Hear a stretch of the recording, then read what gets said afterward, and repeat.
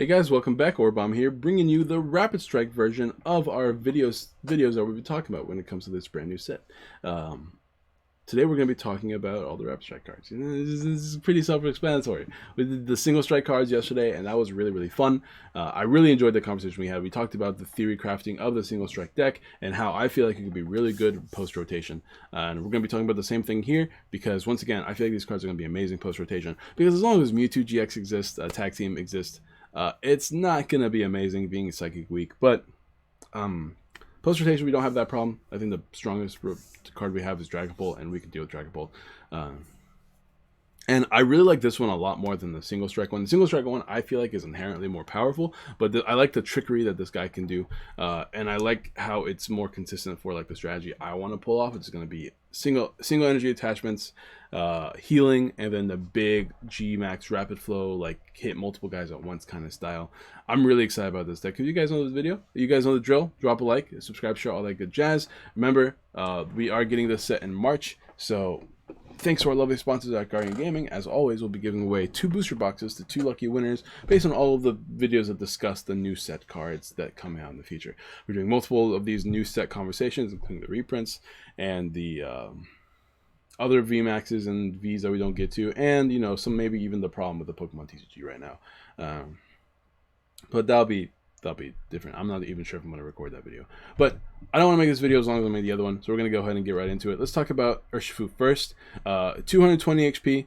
You know how in yesterday's video we talked about Mustard? One thing I didn't mention about Mustard is that because I was really emphasizing the memory capsule when it comes to playing the Urshifu VMAX in the single strike video, Mustard has the ability to summon the Urshifu here.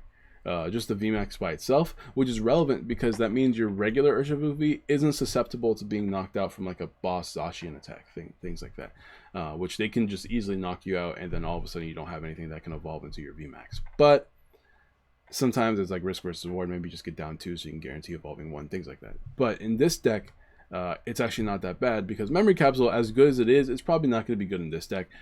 Straight for 30 and then 150 for 3 energy, not bad.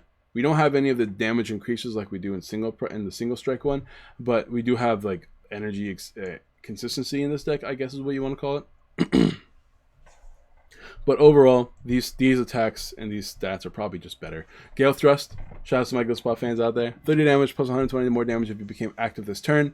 If you move from the bench to the active spot this turn. So 150 damage. If you have the Fighting Stadium, the Fighting Dojo, you can hit 160. If you have Vitality Band, you can hit 160, 162. It KOs most VMAXs.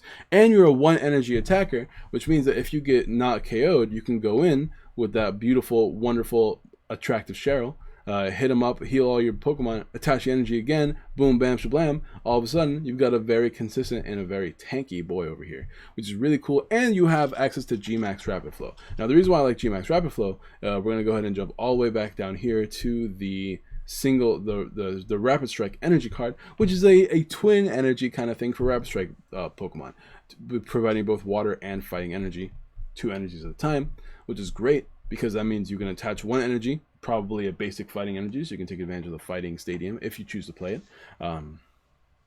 And then you can follow up with the twin energy kind of thing, Gmax Rapid Flow, hit 2 of your opponent's Pokemon for 120. Now, I mentioned this in the last video, but in post-rotation, without the fear of cards that can really dominate you, your single prizers are pretty good. You have some really strong single prizers, especially in this set, and then just in general, that are really cool. But being able to be a Pokemon that can take care of those single prizers is excellent, because you don't have like full commitment attacks, but your attacks are still strong enough to deal with most single prize Pokemon.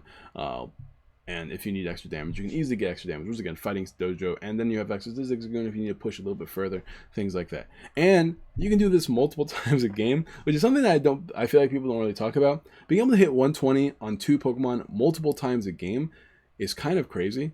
We don't get that very often because usually these attacks are like big blowout attacks that are really hard to set up. But you can set this card up pretty much every other turn, right? Which is crazy, which is insane.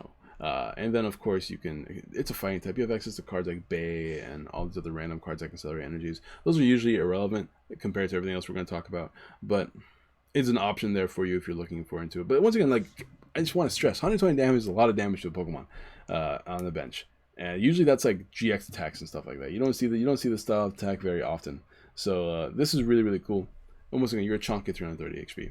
So that's going to be the main attackers. You know the drill. I'm not going to go too much into it. There's really not much to talk about it in this deck because the single strike cards in this set are not as interesting. There is a interesting one, which is actually kind of worth playing, which makes every other single strike card kind of good. And that is the Octillery. Octillery is always good at just being a support Pokemon. You can search your deck for a single Rapid Strike card. I keep saying single strike. I meant to say Rapid Strike. You can search your deck for a Rapid Strike card, reveal it, and put it into your hand, then shuffle your deck. You can only use the ability once per turn, which is relevant because that means it's relevant because that means you don't want to play a bajillion of these Octilleries, right? You're good to just play a 2/2 line. Just to have them because you can only use the ability once per turn anyways. You can't use you can't use 2 Octilleries in a turn. You can only use 1. But being able to search your stadium, not your stadium. Stadium's kind of like bad in this deck. You can search your energy and any other of these weird one-up techs like the supporters and whatnot are actually kind of relevant. Let's go ahead and let's take a look at all the Rapid Strike cards that we can look at. There's not much though. I will say that much. Nothing that's really relevant, right? Because like these Pokemon, they're not good. None of these Pokemon are very good, so you're going to be looking at Urshifu. You do have X. I guess technically this Luxray is not bad. I think it is. Yeah, this is a Rapid Strike. I don't know why it doesn't have Rapid Strike in this text here, but this one does 40 damage to one of your opponent's Pokemon. Then you switch, so it's got a little bit of a strafe. It is lightning energy, which means it doesn't get the benefit of the energies.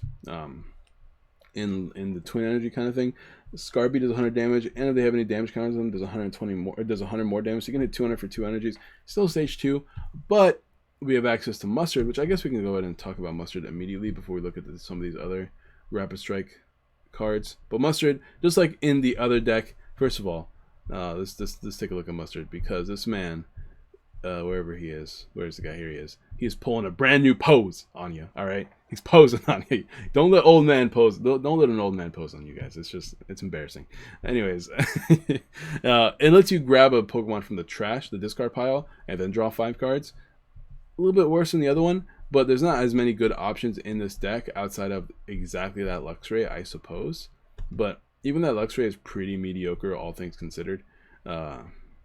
So. You know what I mean? It's an option. It's an option if you're looking to play a Luxray deck. You can easily pull off its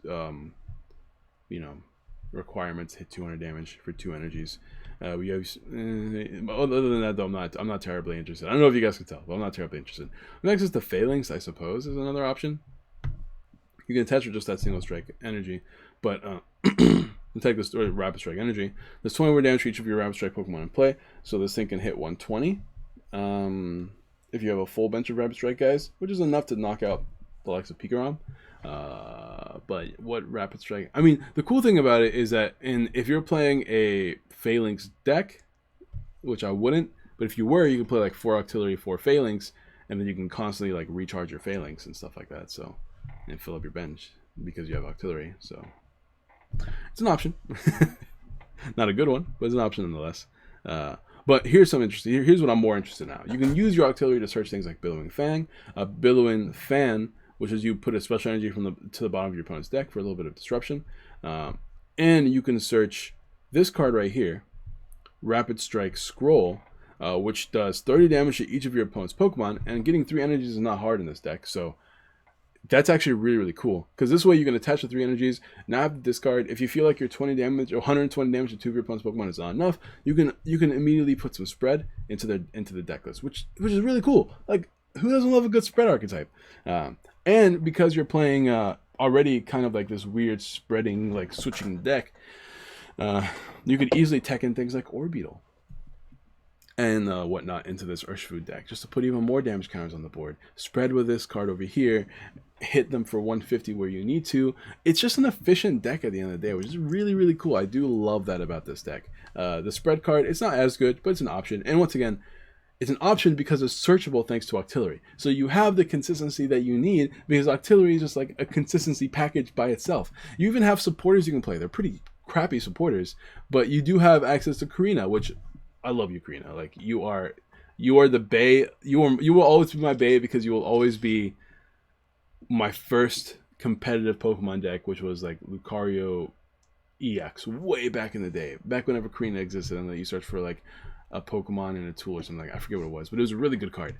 It was like an energy and an item. It's so good. It was so good. But this one lets you draw until you have 6 cards in your hand, which is just good. You know, like it's searchable, which is why you like it. Maybe you play 1 or 2 just because it's searchable. The stadium sucks though. Alexa's doing his thing, but whatever. It lets you Rapid Striper when I have 2 less retreat. You have access to Air Balloon. You have access to Switch and Escape Rope, which is why this deck in theory is super duper cool. And once again, because you're switching, you have access to all sorts of Pokemon that benefit from being active. I'm talking Jirachi. I'm talking both Jirachis actually. I'm talking Manaphy. Although the other Jirachi rotates, right? I believe it rotates. I'm talking the brand new Manaphy and Celebi, which we'll be talking about in a different video. That lets you search your deck for energies or Pokemon. I'm talking about the Orbeetle. Once again, we were talking about. What else benefits from being active? There's a new Cricketune in this deck that lets you draw until you have 4 cards in your hand, if it's active, or 3 cards if it's not active. Wherever it is, it's somewhere over here. There it is, Cricketune V. Yeah. Once per turn, you may draw until you have 3 or 4 cards into your hand if you're in the active spot. You can only use ability once per turn. So, like, you have all these cool Pokemon that you can play in this deck that can benefit from being in the active spot. You switch them using Escape Rope, using Switch, using Mallow and Lana, using Bird Keeper. Like, you have all sorts of different cool ways to switch that can help you out at the same time. And then, boom, hit them for 150. Boom, maybe use Cheryl the following turn to heal up. Maybe Mallow and Lana has enough healing in some cases, and then like when you're at 300 damage, you can just hit them up with a Cheryl. Like, I really like this style of deck because you're just poking away your opponent, eventually hopefully running them out of resources as they like maybe they heal on you, but because you're a much more resilient deck in that sense, you can outlast them in a lot of cases. But I don't think there's as much to talk about in this video as there is in the other video. Ooh, forgive me guys, that was weird. Hey, shout out to my new face cam. Don't know why that happened, but I'll take it. Thank you guys for watching. Don't forget to subscribe, share, all that good jazz. We're gonna make this video shorter. I definitely did not want to make it as long as yesterday's videos. I was really hoping to make these videos only around 10 minutes long. So let me guys know what you guys think of this deck. Do you guys like it a little bit more because of the searching option in this deck and the low energy attachment, which does in turn makes you heal a lot more consistently?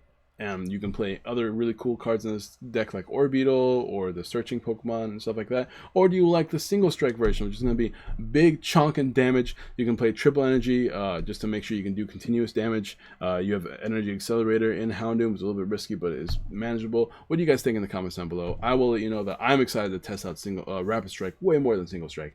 But we'll see about that in the future video. Drop a like, subscribe, share, all that good jazz, and I'll see you guys next time. Have a wonderful day.